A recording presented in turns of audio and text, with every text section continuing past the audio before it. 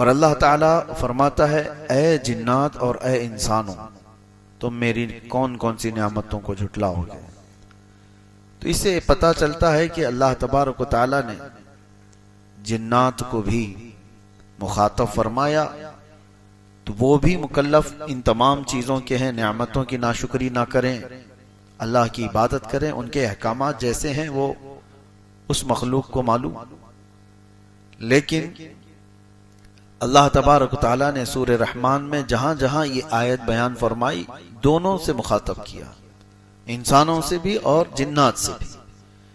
جنات ہمارے سے بھی زیادہ نافرمان گزرے ہیں، اور انسانوں کی پیدائش سے پہلے جنات کو اس زمین پر بھیجا گیا تھا۔ روایات یہ بتاتی ہیں، اور اسی وجہ سے فرشتوں نے جو اللہ تعالیٰ سے یہ پوچھا تھا کہ کیا تو ایسے کو اپنا خلیفہ بنائے گا جو زمین پر جا کر قتل و خون ریزی کرے گا، فساد مچائے گا؟ جب اللہ تعالیٰ آدم علیہ السلام کو پیدا کر رہا تھا تو فرشتوں نے یہ سوال کیا تھا۔ تو انہوں نے کیا دیکھ کر کے سوال کیا تھا؟ فرشتوں کو کیا پہلے سے کس چیز کا علم تھا؟ انسان تو ابھی روئے زمین پر آیا بھی نہیں، اس سے پہلے فرشتے کہہ رہے ہیں ایسے کو تو بنائے گا جو زمین پر جا کر فساد مچائے گا۔ تو روایات یہ بتاتی ہیں کہ فرشتے اس بات پر قیاس کر رہے تھے، اس سے پہلے بھی ایک مخلوق آئی، وہ جنات تھے، اور ان کو روئے زمین پر جب بھیجا گیا تو انہوں نے بڑا قتل اور خون ریزی مچائی، بہت فساد کیا اس روئے زمین پر، اور جنات کی تعداد انسانوں سے بھی 10 گنا زیادہ۔ بعد میں پھر ان کو سب کو اس روئے زمین سے بھگا دیا گیا جزیروں کی طرف، اور روئے زمین کو خالی کر دیا گیا انسان کے لیے۔ اور آج الحمدللہ آپ صحیح سلامت جی رہے ہیں اس روئے زمین پر کہ جنات کو پہلے سے ہٹایا گیا۔ پھر بھی کچھ لوگوں میں آ جاتے ہیں جنات، کچھ کے تو ریئل ہوتے ہیں اور کچھ کے ناٹک ہوتے ہیں۔ جنات کا آنا جانا ہے، لیکن ان کو اتنے اختیارات نہیں ہیں جتنے آپ کو یہاں پر دیے گئے ہیں۔ قرآن میں اللہ نے آپ سے کہا کہ تم اشرف المخلوقات ہو۔ وَلَقَدْ كَرَّمْنَا بَنِي آدم، اللہ فرماتے ہم نے آدم کی اولاد کو تاج کرامت عطا کی، عزت عطا کی۔ وَحَمَلْنَاهُمْ فِي الْبَرِّ وَالْبَحْرِ، ہم نے خشکیوں میں اور تریوں میں اس کو طاقت دی ہے۔ وَفَضَّلْنَاهُمْ عَلَى كَثِيرٍ ممن خلقنا تفضیلا، اللہ فرماتا ہے ہم نے جتنی مخلوق بنائی ان میں سب سے اس کو افضل بنایا ہے۔ لقد خلقنا الانسان فی احسن تقویم، ہم نے انسان کو سب سے اچھی صورت میں بنایا۔ اللہ کی یہ پسندیدہ مخلوق، اللہ کی چنندہ مخلوق انسان ہے۔ رہی بات جنات کی تو انہوں نے سرکشی کی، نافرمانیاں کی، لیکن ان میں بھی بہت سارے فرما بردار ہوئے۔ اللہ کے رسول صلی اللہ تعالی علیہ وسلم کے بتانے سے ہمیں پتہ چلتا ہے، حضور نے فرمایا یہ سورہ رحمان میں نے جنات کے سامنے بھی تلاوت کی تو وہ تم سے اچھا جواب دے رہے تھے، یعنی وہ رو رہے تھے اور گڑ گڑا رہے تھے اور یوں کہتے تھے کہ اے اللہ ہم تیری کسی نعمت کی ناشکری نہیں کرتے، ہم تیری کسی نعمت کو نہیں جھٹلاتے۔ تو ان آیتوں کے جواب میں دل سے آدمی کو یہ کہنا چاہیے جب بھی یہ تلاوت ہو، فَبِأَيِّ آلَاءِ رَبِّكُمَا تُكَذِّبَانِ، تم کون کون سی نعمتوں کو میری جھٹلاؤ گے، تو آپ دل میں یہ اللہ کریم کی بارگاہ میں عرض کریں لا نُكَذِّبُ بِآيَاتِكَ یا اللہ، اے اللہ ہم تیری کوئی نشانی کو نہیں جھٹلاتے، ہم تیری کسی نعمت کا انکار نہیں کرتے۔ یہ تو عربی میں ہے، جبکہ سورہ والتین جب پڑھتے تھے میرے آقا صلی اللہ تعالی علیہ وسلم، اس کی آخری آیت کیا ہے؟ الیس اللہ باحکم الحاکمین، جس کا مطلب ہوتا ہے کیا اللہ احکم الحاکمین نہیں ہے؟ سارے حاکموں کا حکم نہیں ہے اللہ؟ آیت یہاں پر ختم ہو گئی، سورہ بھی ختم ہو گئی، لیکن روایات یہ ملتی ہیں کہ اس کے جواب میں میرے آقا فرماتے ہیں بلا وَأَنْتَ أَحْكَمُ الْحَاكِمِينَ، کیوں نہیں مولا تو ہی احکم الحاکمین ہے۔ تو قرآن پڑھنے کے بعد معنی اگر آپ کو سمجھ میں آئے تو ان آیتوں کے بعد آپ کے دل کا یہ اظہار ہو، تبھی تو آپ کی رغبت ہوگی قرآن کی طرف سے، ورنہ تو کھجاتے ہوئے تلاوت سنتے رہیں تو کیا خبر قاری کیا پڑھ کے چلا گیا۔ تو سورہ رحمان میں اللہ تبارک و تعالی نے شروعات کہاں سے فرمائی؟ الرحمن،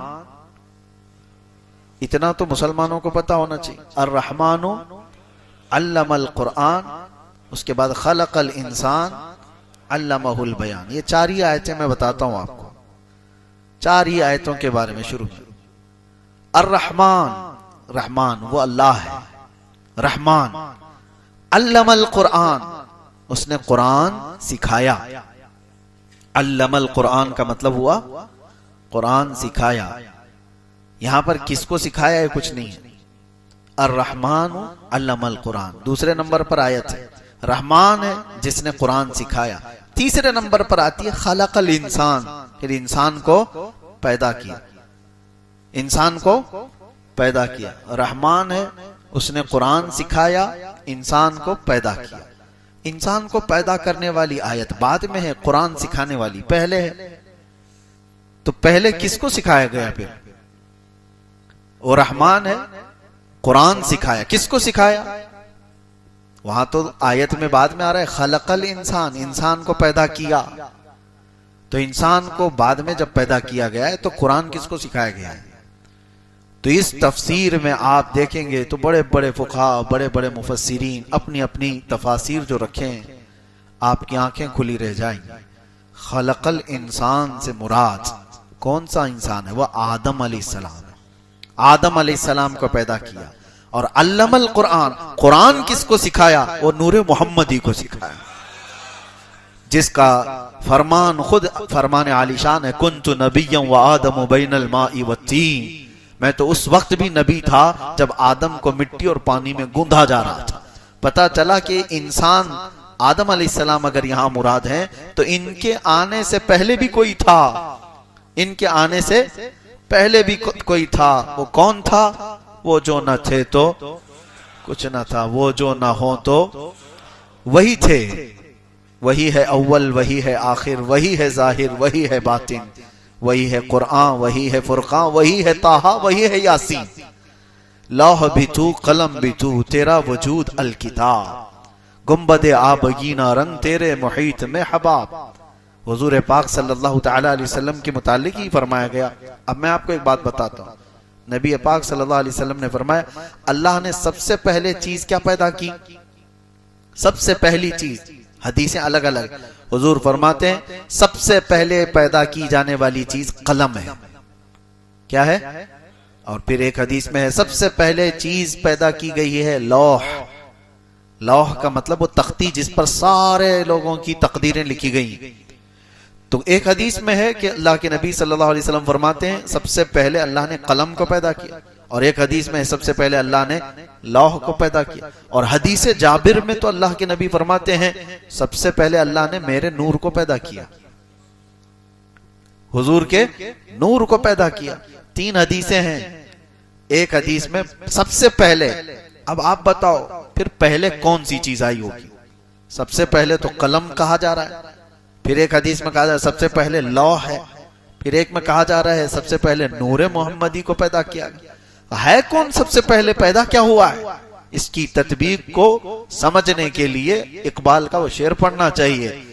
سب سے پہلے لوح پیدا کی گئی کہ قلم پیدا کیا گیا کہ نور محمدی؟ تو وہ ایک شعر میں بتاتے ہیں نہیں نہیں یا رسول اللہ، لوح بھی تو، قلم بھی تو، تیرا وجود الکتاب. لوح بھی تو، قلم بھی تو، یعنی جہاں لوح کا ذکر آیا ہے اس سے مراد رسول اللہ کی ذات، جہاں قلم کا ذکر ہے اس سے مراد بھی حضور کی ذات. تیرا وجود الکتاب، کتاب بھی یا رسول اللہ صلی اللہ تعالی علیہ وسلم اس سے مراد آپ ہیں. اور پھر یہ سب سمجھنے کے لیے یہ لوح ہو، قلم ہو، کتاب ہو، پھر اعلیٰ حضرت کو پڑھنا ہوگا وہ جو نہ تھے تو حضور پاک صلی اللہ تعالی علیہ وسلم. اور